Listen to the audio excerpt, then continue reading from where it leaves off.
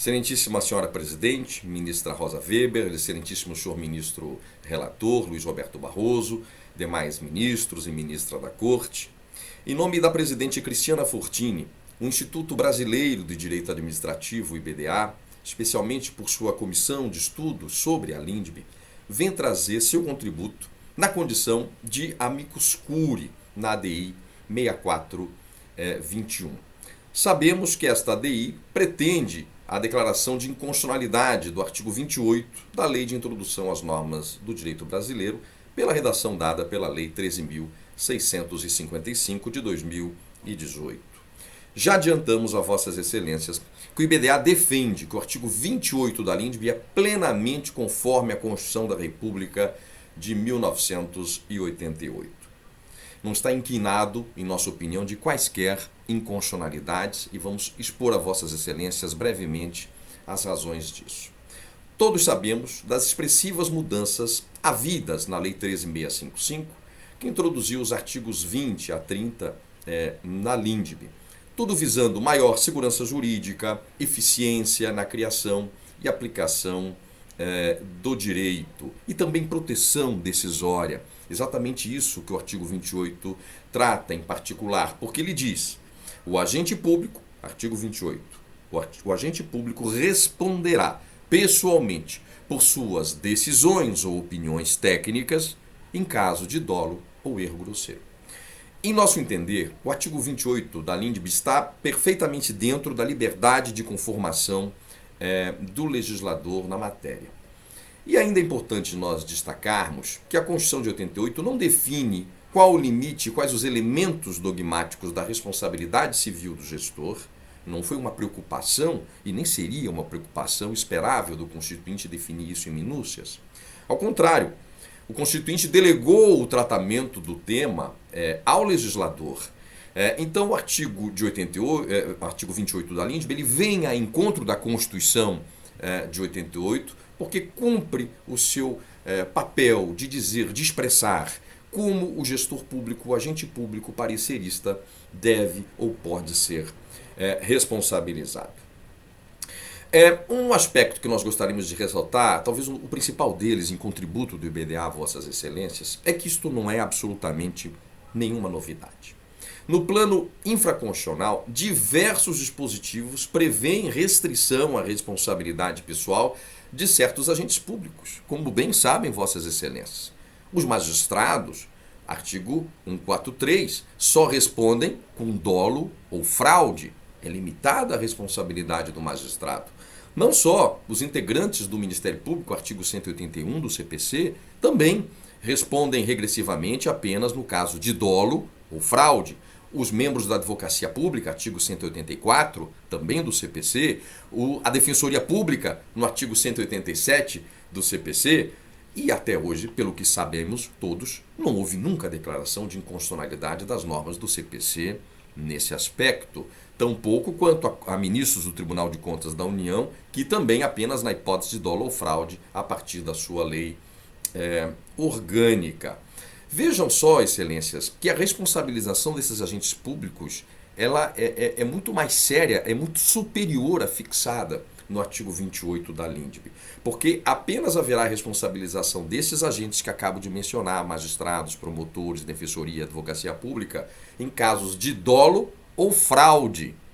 Sequer a hipótese de culpa grave está ali prevista, vejam só, Vossas Excelências. Isto leva a uma outra conclusão, até preliminar, a uma questão que nos parece importante em trazer na ADI 6421.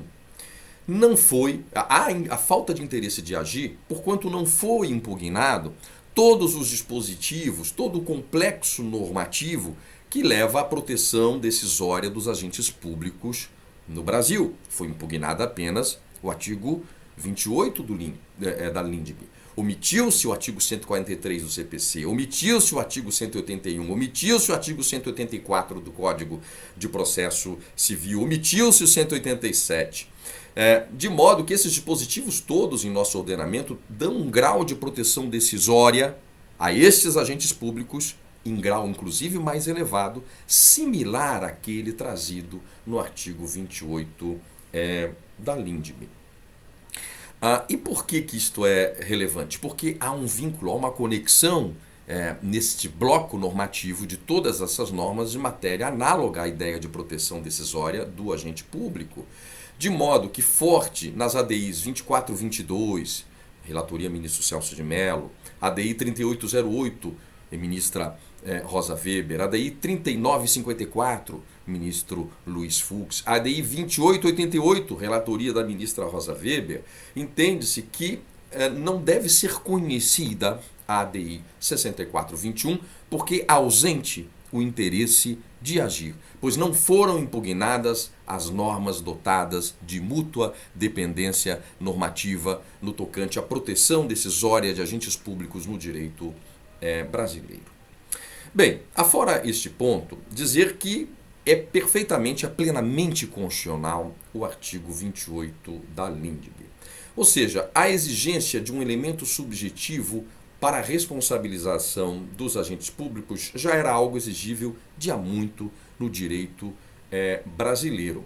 Na linha do eminente professor Celso Antônio Bandeira de Mello, patrono do Instituto Brasileiro de Direito Administrativo, a intensidade de comportamentos dolosos, diz o mestre, e culposos, historicamente sempre foi relevante para se aferir a dosimetria da sanção aplicável.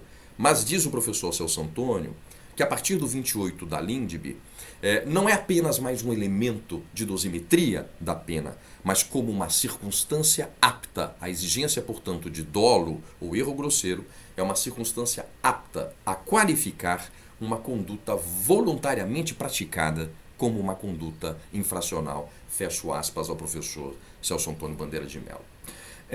Pois bem, e essa gradação existe também, a bem da verdade, noutros diplomas.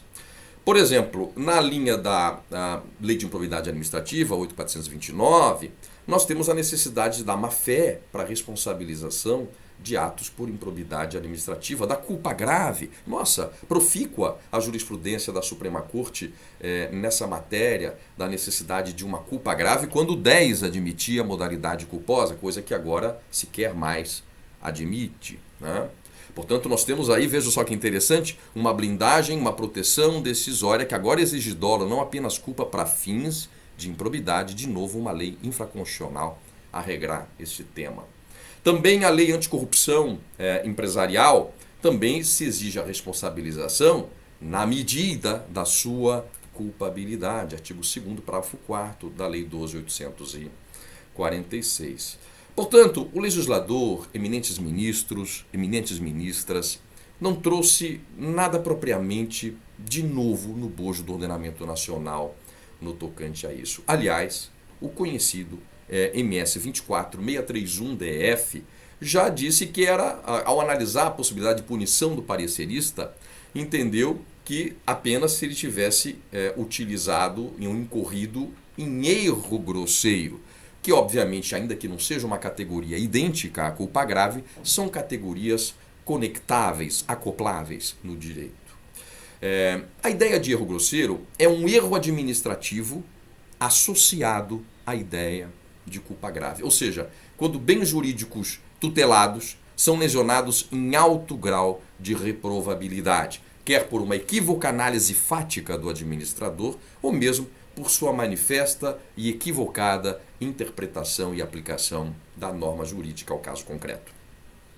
Portanto, excelências, o artigo 28 da LINDB veio simplesmente trazer para a atividade no plano da responsabilização pessoal a ideia de dolo ou erro grosseiro, tal qual já consagrado na jurisprudência do Supremo Tribunal Federal. Veja, excelências, que é importante destacar também, o IBDA destaca, que houve um cuidado da Lei 13.655 para que justamente se proteja o administrador honesto. Ora, o erro acaba sendo algo quase que inevitável na atividade administrativa. E, portanto, não é qualquer nível de erro que poderá implicar em responsabilização, assim como não é qualquer equívoco de um magistrado que levará à sua responsabilização. Deve haver dolo, deve haver fraude. E aqui nós até admitimos a culpa, só que uma culpa grave associada como consectária à ideia de um erro grosseiro. Portanto, o artigo 28, excelências, eminentes ministros, ministras, ele veio a prevenir aquilo que chamamos de um controle disfuncional da administração pública. Porque, é evidente, o erro faz parte do sistema e pode sim o legislador infraconstitucional delimitar o tipo, o nível de erro a exigir-se responsabilização ou não. Eu vou finalizando a Vossas Excelências essas breves considerações, dizendo que já faz 5 anos que a LINDB entrou em vigor e nem de longe restou impedido o combate à corrupção, Excelências. Aliás, podemos afirmar que o artigo 28 da LINDB e a LINDB de um modo geral é um case de sucesso. Já faz 5 anos, repito, da sua aprovação. Não à toa, o Conselho Nacional de Justiça editou a Recomendação 66 de 2020, que diz, abro aspas, todo juízo com competência para o julgamento sobre direito à saúde devem também agir com maior deferência ao respectivo gestor do SUS, considerando o disposto na LINDB, o próprio CNJ. Não só o Conselho Nacional do Ministério Público, o CNMP também na recomendação conjunta PRS-ICN 2 2020 traz critérios também a respeito à deferência às escolhas administrativas legítimas dos gestores previstos no caso do 22 da LINDB. O Tribunal de Contas da União, igualmente, na resolução 315 de 2020, também observa, aspas, a necessidade de adequação do TCU às disposições contidas na Lei de Introdução às Normas do Direito Brasileiro, sem fazer qualquer ressalva quanto à observância do 28, ainda que, claro, a extensão do 28 possa sempre demandar indagações e entendimentos dos mais diversos. Feitas essas considerações, excelências, eminentes ministros, eminentes ministras, o IBDA postula pela constitucionalidade da limitação da responsabilidade do gestor apenas por dolo ou erro grosseiro previstos no artigo 28 da LINDB, pois está em consonância com a legalidade, com a proporcionalidade.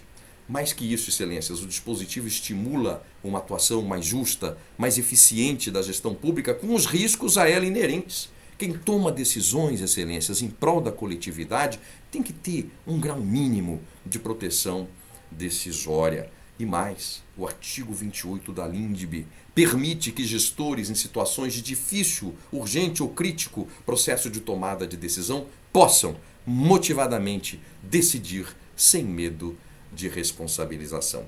Essas seriam as nossas considerações nas condições de amicus curiae, agradecendo a atenção dispensada por Vossas Excelências. Muito obrigado.